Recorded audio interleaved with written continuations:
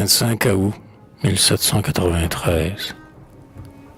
Étendu sur un lit de mousse ensanglantée, sur les bras de son fils sa tête était jetée. Son regard seul sur lui pouvait se soulever. Quelquefois il semblait s'endormir et rêver, et, sur son lit, sa main échappée à la mienne, semblait tâter en songe un fil qui la retienne. Le pauvre enfant voulait me dérober en vain, des sanglots qui sortaient malgré lui de son sein. Chaque fois qu'il levait son front pâli d'alarme, je voyais dans ses yeux rouler de grosses larmes, qui pleuvaient sur le front que son cœur appuyait, et qu'un baiser craintif de sa bouche essuyait. Puis il interrogeait mes yeux, comme pour lire l'affreuse vérité que je n'osais lui dire. Et quand malgré mes yeux mon trouble lui parlait, ses bras convulsifs l'étreinte redoublaient.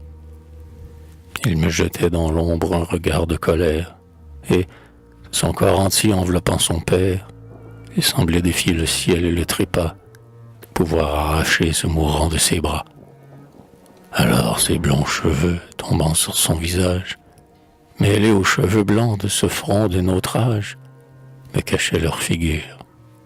Et je n'entendais plus de baisers, de sanglots, qu'un murmure confus, deux souffles confondus dans une seule haleine, tantôt forte, tantôt se distinguant à peine, où les derniers élans de deux cœurs, de deux voix, semblaient se ranimer et s'éteindre à la fois.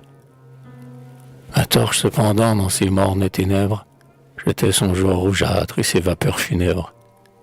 Moi, debout dans un coin de la grotte, à l'écart, de peur de profaner la douleur d'un regard, tantôt je ranimais la torche évanouie, tantôt, pour éveiller quelques signes de vie, je jetais au blessé l'eau froide du courant, soufflait la chaleur sur les pieds du mourant.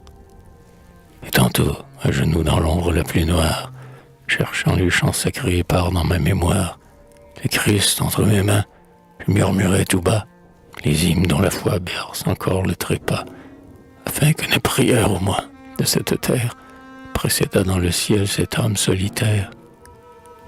La moitié de la nuit ainsi se consuma. Vers l'aurore, la vie un peu se ranima.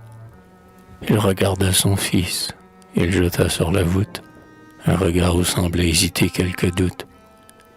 Puis, reportant sur moi l'œil fixe de la mort, et recueillant ses sens en un dernier effort, « Je meurs, murmura-t-il, et le ciel vous confie, ce fils, mon seul regret, ce fils, mon autre vie.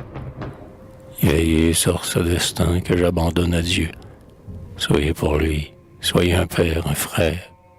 Adieu. » La parole à sa lèvre, hélas, montait encore, mais dans l'ombre, sons éteints ne pouvaient plus éclore. De moment en moment, sa tête s'égarait. Aucun fil ne liait les mots qu'il murmurait.